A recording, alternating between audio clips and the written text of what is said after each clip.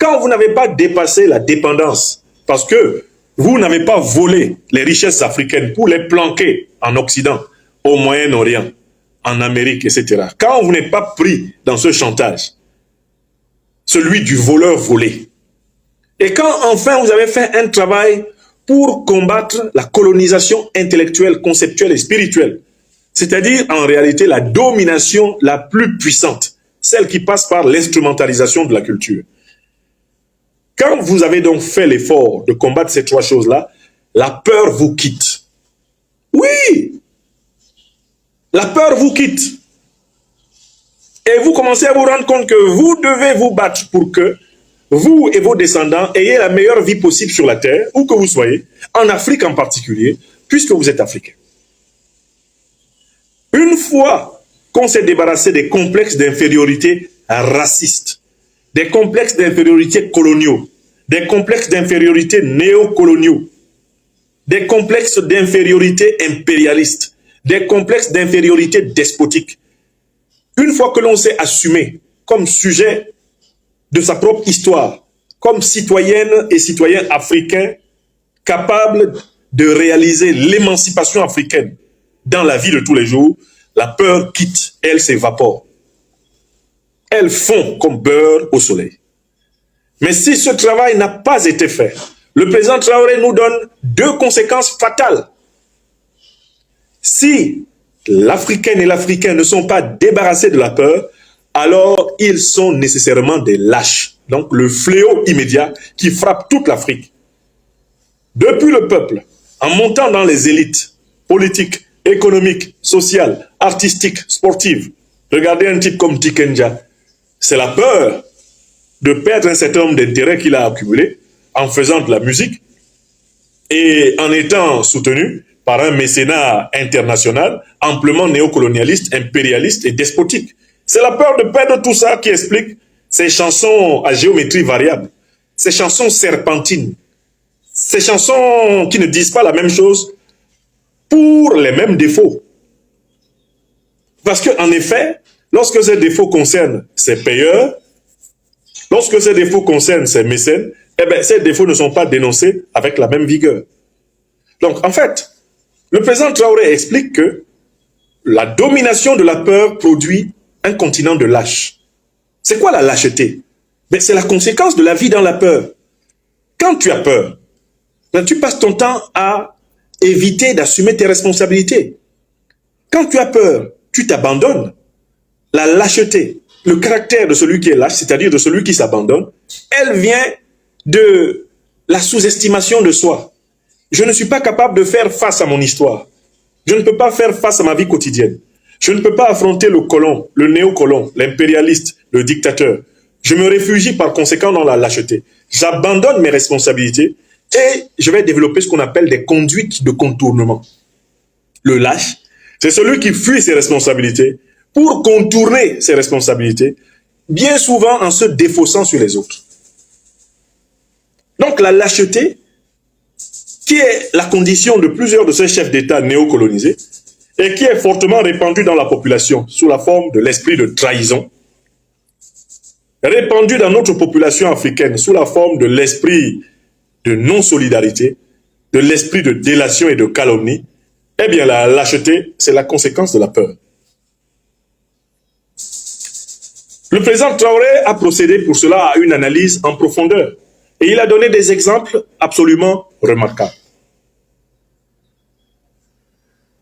Je suis très content que le président Traoré ait ouvert, à l'occasion de son discours, deux lucarnes qui m'intéressent beaucoup. Une lucarne sur l'histoire du Cameroun, mon pays natal. Une lucarne sur l'histoire de la Côte d'Ivoire, ma première patrie adoptive africaine. Ces deux lucarnes m'ont énormément intéressé. Le Cameroun, depuis 1982, est sous un dictateur impénitent, d'une violence, d'une hypocrisie, d'un cynisme, d'une méchanceté hors norme, mais aussi d'une incompétence pour ce qui est du bien public, une incompétence notoire. Beaucoup de ceux qui aujourd'hui interrogent l'attitude du peuple camerounais peuvent être éclairés par ce que le président Ibrahim Traoré a rappelé. Il s'est passé quelque chose de terrible au Cameroun. Ça ne s'est pas passé de la même façon partout en Afrique. C'est que dans les années 40, et notamment à partir de 1948, était créé un mouvement de libération du Cameroun, l'Union des populations du Cameroun, le seul parti politique camerounais auquel j'ai jamais appartenu de toute ma vie. J'en ai été un responsable de la section de France dont j'étais le vice-président pendant plus de 3 ans. L'Union des populations du Cameroun. De Léonard Bouli, de Ruben Oumiobe, de Félix Moumié d'Abel Kingé, d'Osende Afana, d'Ernest Wandie, de Ngo Ungli Masaga, de Michel Ndo, de Moukoko Priso, alias Elengambouinga et consorts. Ce mouvement politique qui rassemblait des Camerounais de toute origine et qui envoya son secrétaire général le plus célèbre, Ruben Oumiobe, à l'ONU, prononcer un discours monumental en 1952, que je vous invite à chercher sur YouTube. Ce mouvement-là était en passe de libérer le Cameroun du colonialisme français. L'armée française, qui avait connu des déconvenues en Indochine et en Algérie, appliqua les leçons de ces inconvenues pour organiser un véritable crime de guerre, un massacre, un génocide au Cameroun.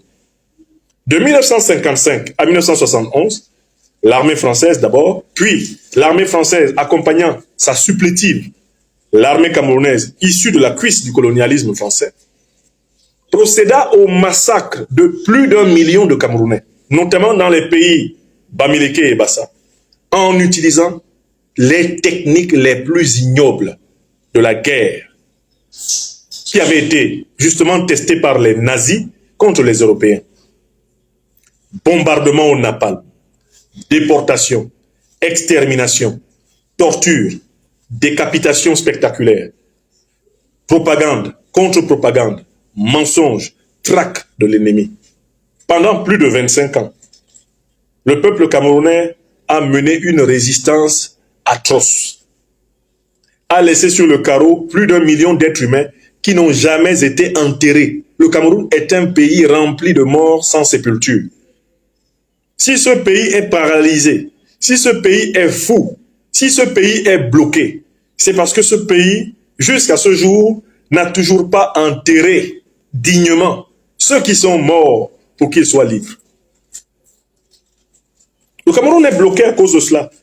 Toutes les familles politiques qui ont tenté de gouverner le Cameroun depuis 1960 l'ont fait en essayant de nier cette histoire pour faire plaisir à la puissance néocolonialiste française. Que ce soit Amadou Ahidjo ou Paul Biya, il y a constamment eu la volonté de ne pas laisser cette histoire réelle de la lutte d'émancipation nationale déterminer la forme des institutions, de briser l'esprit d'indépendance, l'esprit du Koundé des Camerounais, l'esprit de souveraineté des Camerounais. Ce qui fait que le peuple camerounais, précisément en raison de ce traumatisme, est l'un des peuples les plus marqués et paralysés par la peur, en raison du million d'individus qu'il a laissés sur son sol. Et qui fait que dans tous les foyers, dès qu'un enfant commence à s'engager politiquement, il entend seulement ses parents crier « Oh, fais attention, oh, le temps des maquis va revenir. Mon enfant, tu ne vas pas durer. » Dans ce pays, tous ceux qui ont voulu le bien commun, ils se sont retrouvés 2 mètres sous terre. Les Camerounais grandissent en entendant leurs parents les avertir. Les oncles, les tantes, tout le quartier, tous les doyens. Dès que vous commencez à vous engager en politique, c'est le premier service qu'on vous rend. C'est de vous dire que ils vont vous tuer. Alors, les gens le font de bonne foi. Mais ils le font en réalité parce que c'est un pays traumatisé. Depuis la guerre d'indépendance 1955-1971, ce pays a dans son inconscient tous les morts abandonnés, dont les chairs ont pourri au soleil, qui n'ont pas été enterrés, qui n'ont pas de monument, qui n'ont aucune reconnaissance, aucune réparation. Et c'est à peine si la République française accepte d'ouvrir les archives pour parler de ce problème. Et elle a même tendance à confier l'examen de ces archives à des historiens déjà contrôlés. Des historiens qui ne vont pas pousser dans la radicalité de la revendication de réparation, eh bien, la cause. Le président Traoré a bien fait de prendre l'exemple du Cameroun. Un pays qui a été paralysé par la peur, et cette peur est née du grand massacre, du grand génocide colonial français. 1955-1971, donc avec la complicité des élites camerounaises du régime d'Amadou Babatoura Idjo et de Paul Biya. Il a pris un deuxième exemple qui m'a beaucoup touché, c'est l'exemple de la Côte d'Ivoire. En Côte d'Ivoire, il nous a rappelé la figure eh bien, de Biaka Boda. Biaka Boda, un compagnon de la libération du peuple ivoirien, qui marchait aux côtés de Félix Houphouët-Boigny et qui à un moment donné va être lâché par Félix Houphouët-Boigny, puisque Houphouët-Boigny, par peur de finir comme ce résistant qui va être assassiné par le colon français et ses supplétifs, Félix Houphouët-Boigny va se soumettre finalement au colonialisme français et en devenir un serviteur, accepter la fameuse indépendance sous haute surveillance que chante Alpha Blondy. Là aussi, cela permet de comprendre l'état du peuple de Côte d'Ivoire. Face à Alassane Dramane Ouattara, le satrape reptilien venu de Sendou pour trouver la paix des Ivoiriens. Ce peuple-là a encore en lui les traces des grands massacres du Guébié, les traces de la tragédie du sans-vie dans les années 50-60. Ce peuple porte encore en lui la trace des événements de la prison d'Assabou. Ce peuple porte encore en lui la trace des répressions du colonialisme français depuis le début du XXe siècle, notamment avec le massacre des Abbés.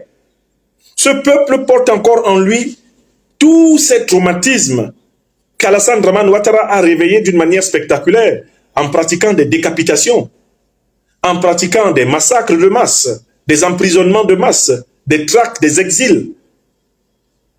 Tout cela nous permet de comprendre la situation de plusieurs peuples africains braqués, comme le sont encore les peuples du Togo, du Tchad, du Congo, du Gabon, de la Guinée équatoriale et consorts. Oui, c'est cette psychologie de la terreur administrée de façon récurrente dans l'histoire africaine. C'est cette psychologie qui permet de comprendre pourquoi on a une domination de la peur et de la lâcheté qui bloque une bonne partie de l'Afrique contemporaine. Et le président Traoré, en véritable docteur de la psychologie collective africaine, a mis le couteau dans la plaie et il a bien remué de telle façon que tout le pus coule et que chacun voit dans quel blocage nous sommes. Oui, ce que je dis là, du Cameroun, de la Côte d'Ivoire, vous pouvez appliquer ça à la situation du Tchad, vous pouvez appliquer à la situation du Congo, vous pouvez appliquer à la situation du Togo, vous pouvez appliquer à la situation de la Côte d'Ivoire, à la situation du Bénin, vous pouvez appliquer ça à la situation de la Guinée équatoriale, et vous, à la situation du Congo-Kinshasa, et vous retrouverez systématiquement la même infrastructure psychique ténébreuse, infernale, criminelle, qui fait que les citoyens ne se sentent pas libres chez eux, à l'instant où je parle. Les gens vivent dans la peur. La citoyenneté phobique. L'Afrique est le continent de la citoyenneté phobique. Le citoyen africain, par définition, est un citoyen apeuré. Et la conduite qui lui est dictée souvent par les circonstances, c'est la lâcheté. Ne rien dire, faire comme s'il n'avait pas vu, se débrouiller lui pour s'en sortir. Et enseigner cette espèce d'intelligence de la fuite, de l'esquive, de l'irresponsabilité autour de lui. Et transformer cette lâcheté, cette peur en véritable valeur de la sagesse quotidienne. Oui, avoir peur. Dans de nombreuses sociétés africaines continentales, c'est cela, être sage. Fuir ses responsabilités, savoir éviter ses responsabilités, savoir ne pas assumer ses responsabilités, c'est cela qui est présenté maintenant en Afrique comme le signe de l'homme et de la femme intelligents. Par conséquent, une fois que c'est la peur qui domine, une fois que c'est la lâcheté qui domine, mais la compétence ne peut pas se développer. Quelqu'un qui a peur, quelqu'un qui n'assume pas ses responsabilités ne peut pas agir de façon intelligente et efficace. D'où la troisième grande maladie de l'Afrique, évoquée par le président Ibrahim Traoré. L'incompétence dans les structures institutionnelles, politiques, sociales, économiques et culturelles. Oui, une société dominée par des peureux, une société dominée par des lâches, ne peut pas être une société de gens compétents. Qu'est-ce que c'est que la compétence? C'est le principe de l'homme qu'il faut ou de la femme qu'il faut à la place qu'il faut. La compétence, c'est le principe de l'adéquation entre la formation et la fonction. Un continent de la peur, un continent de la lâcheté ne peut pas avoir les hommes et les femmes qu'il faut à la place qu'il faut. Puisque par peur, le satrape, par exemple, va constamment nommer sa famille dans l'armée. Il va constituer sa garde personnelle des membres de sa famille. Le satrape aura tendance à nommer ses beaux, ses belles-mères, ses belles-sœurs, tout ça là, sur toutes les fonctions régaliennes, parce qu'il n'a confiance en personne. C'est un peureux, le satrape africain. Il a peur tout le temps, il voit les coups d'État partout, parce qu'il sait qu'il n'est pas légitime. Conséquence, il gouverne dans la peur. Et comme il gouverne dans la peur, il ne peut donc pas nommer par compétence. Il nomme uniquement quand il sent que cela peut protéger son pouvoir. Voilà comment il y a un parachutage d'un nombre incongru et incroyable de nullards sur des fonctions pour lesquelles rien ne les a préparés. Vous voyez, en Côte d'Ivoire, une stripteaseuse, tresseuse, qui est récupérée aux États-Unis et qui est nommée à la direction de la compagnie de pétrole. Astaghfirullah. Vous vous retrouvez avec un ministre chargé du développement de l'agriculture, mais qui est un analphabète. Oui, qui est un analphabète. Vous vous retrouvez avec la communication du pays qui est entre les mains d'une dame qui, avant cela, n'a jamais brillé dans le domaine de la communication en quoi que ce soit, n'a jamais tenu sérieusement un journal. Et cette personne se retrouve secrétaire générale d'une présidence de la République. Elle se retrouve présidente du comité d'administration de plusieurs entreprises. Au Cameroun, vous retrouvez à des fonctions des individus qui n'ont même pas les qualifications scolaires et universitaires correspondant au domaine dans lequel on les affecte. Astaghfirullah. Et vous pouvez constater cela partout. L'Afrique ploie sous la dictature des incompétents. Les incompétents sont des individus qui sont promus par les lâches et les peureux qui nous gouvernent. Oui! Oui! Le discours du président Traoré était d'une profondeur de délivrance, une profondeur thérapeutique, une profondeur psychagogique. Il nous a amenés dans une méditation sur la corrélation entre la peur, la lâcheté et l'incompétence. Comment en sortir? Il nous a montré le chemin, le leader de Burkina Faso. Mais d'abord, il nous faut traiter les causes de la peur. Quand tu sais pourquoi tu as peur, tu commences à ne plus avoir peur. Donc, il nous faut une thérapie par la connaissance. La connaissance de l'histoire est un élément fondamental pour se départir du sentiment de peur et remplacer justement ce sentiment de peur par la lucidité. Cette lucidité qui va nous inspirer de prendre nos responsabilités. Et donc, on sort par là de la lâcheté et de confier le destin de nos nations à des gens qui savent exactement ce qu'ils ont à faire et qui peuvent le faire. Pour que la peur, la lâcheté et l'incompétence quittent l'Afrique, il va falloir que la connaissance, le courage et la compétence prennent le pouvoir. Oui! Il va falloir que la connaissance de l'Afrique, le courage de servir l'Afrique, l'amour de ce peuple, il va falloir que l'efficacité, l'efficience, la maîtrise des questions soient les critères qui déterminent les responsabilités. J'ai écouté ce discours avec beaucoup d'émotion. Le président Traoré est un chef d'État, mais c'est un jeune frère. Quelle émotion j'ai ressenti de voir que dans cet officier de 10 ou 15 ans plus jeune que moi, il y a cette conscience aiguë et profonde de ce qu'il faut pour notre continent. Rien que le fait que ce discours soit tenu par un jeune officier supérieur de l'armée burkinabé est le signe que l'espérance est de retour dans le sol africain. que lui ait été capable d'identifier dans la peur, dans la lâcheté, dans l'incompétence, la trilogie infernale qui tire l'Afrique vers le bas. C'est le signe que la jeunesse africaine est véritablement en marche. Et qu'ici au Sahel, avec les 3 principaux leaders de la Confédération des États du Sahel, l'espoir est permis. Pourquoi? Parce que la connaissance est au sommet de l'État. La connaissance est au sommet de l'État. Ibrahim Traoré sait de quoi il parle. Il sait à qui il a affaire. Il sait qui attaque l'Afrique, avec quelle méthode, et il sait comment combattre ceux qui nous attaquent.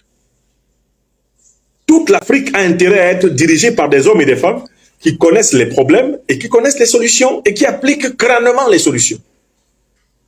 Des serviteurs attitrés du peuple africain. Je voudrais saluer le président Ibrahim Traoré pour cet exercice de lucidité et la puissance de galvanisation, la puissance de redressement de son verbe. Un verbe instruit, renseigné, un verbe cultivé, qu'il s'efforce tous les jours de fluidifier. Il est en train d'améliorer au fil de ses performances publiques son art oratoire. Sa symbiose avec le peuple qui l'écoute n'est pas une symbiose de flatterie, c'est une symbiose qui vient de la puissance de la vérité qu'il projette. Qu'il soit béni. Qu'il soit béni, le président du Faso, qu'il soit béni. Je conclus le sujet sur le discours du président Traoré en rappelant à mes amis au Burkina Faso que je suis disponible pour venir passer du temps avec eux, mais que j'attends que cela se fasse lorsque les autorités seront prêtes. En raison de mon amour et de mon respect, eh bien, de chacune des patries africaines en lutte, je ne peux pas... Oula, nous avons perdu nos amis côté quoi là? Nous avons perdu nos amis côté TikTok. Ils reviendront peut-être après. Donc, je ne peux pas programmer ce déplacement sans m'être assuré que cela convient eh bien, à l'agenda des autorités. Mais je veux rassurer mes frères et sœurs burkinabés que, et les autorités et moi-même, eh bien, nous sommes en contact et que cela va se faire. Je viendrai soutenir le peuple burkinabé, je viendrai soutenir les autorités du Burkina Faso. Tout est question d'agenda, d'organisation. Je veux respecter le timing des autorités africaines du Burkina Faso. Ça ne dépend plus de moi, ça dépend désormais d'elles. Je viendrai quand elles seront prêtes pour que nous ayons une semaine ou 2 vraiment de plein partage à travers le pays. L'Institut de l'Afrique des Libertés est à la disposition du Burkina Faso. Je conduirai une délégation de mes collègues dans ce pays dès que les conditions le permettront. Je veux rassurer en ce sens tous mes amis sur les réseaux sociaux. Ce n'est pas de refus, ce n'est pas non plus parce qu'il y aurait un obstacle, c'est parce que nous devons rapprocher les agendas. Ça va se faire. Maintenant, j'aborde le deuxième et avant-dernier sujet de cette émission. Maintenant, c'est à vous. Réagissez en commentaire, partagez vos réflexions et vos idées. Si cette vidéo vous a éclairé, n'hésitez pas à l'aimer et à la partager avec vos amis. Ensemble, nous construisons l'Afrique de demain. Restez connectés sur Afrique Diverse TV pour encore plus d'informations et de débats passionnants. À très bientôt.